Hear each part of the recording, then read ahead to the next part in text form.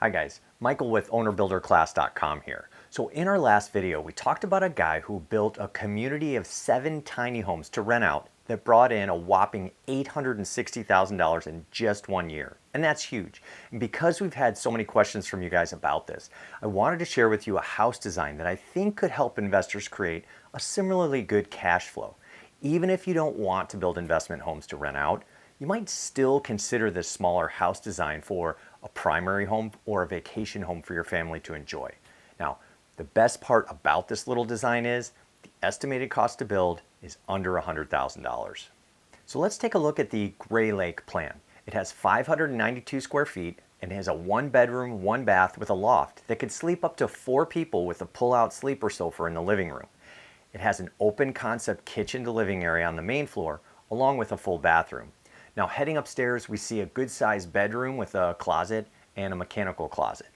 I also like the fact that this home has a 2x6 exterior wall design that provides more room for insulation to help keep your energy bills down. You know what else I really like about this home design as a builder? This is a crazy efficient house to build.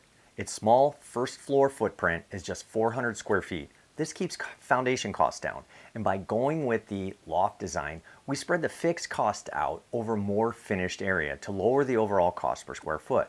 And although $97,000 is a great deal, we could lower the cost even more for this home by replacing the metal roof with asphalt shingles and by replacing those engineered wood siding with vinyl siding. The other way an owner builder can save on this home build is by doing some of the physical labor themselves. Now, that's one of the things I really like about smaller home designs and building a smaller home. The smaller homes cut down on the labor time required to complete a given building activity.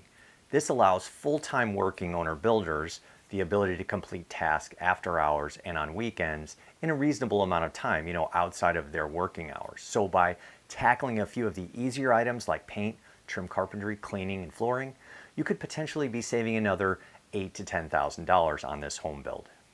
As a builder who provides training to owner builders, I really think this little design is great for anyone thinking of building their own dream home or for an investment community. Now, if you decide to build 7 of these, like the guy in our last video, I would recommend starting with 1 to iron out the kinks, just build 1 of them to fully understand what's involved. Then I would fast track the remaining 6 and bid them out with the understanding that whichever company gets the contract for, say, painting, they will get the entire project to be built one right after another. Now this should lower your overall project costs. Keep in mind, the rough estimated cost to build this home mentioned does not include the land. In some cases, folks will build this on an existing property as a rental, provided the local zoning laws will allow it, or if this is being built as a primary home, I've seen really affordable small lots that will accommodate the very efficient footprint of this home. Now, the cost mentioned here also does not include any land-related development costs over and above, some general grading and running utilities underground from a 50-foot setback from the right-of-way. And last but not least, the building costs mentioned here are based on national average costs, which do not include additional costs for local building code variations to accommodate extra things like high wind speeds, in a hurricane zone or earthquakes in an earthquake zone. One last thing I'd like to mention about building a small home like this one, and it might be obvious to some of you, but I'll say it anyway. It would be crazy efficient to heat and cool and maintain this home. Popular new home topics include, space age insulation, solar power, or even non-traditional wall assemblies for building the home. But we all seem to forget about the most basic method of efficiency, and that building smaller is one of the best ways to lower utility and maintenance costs. Now, for those of you that are interested in this house plan, I'm including a link in the video description below. The house plan is by a company called Advanced House Plans.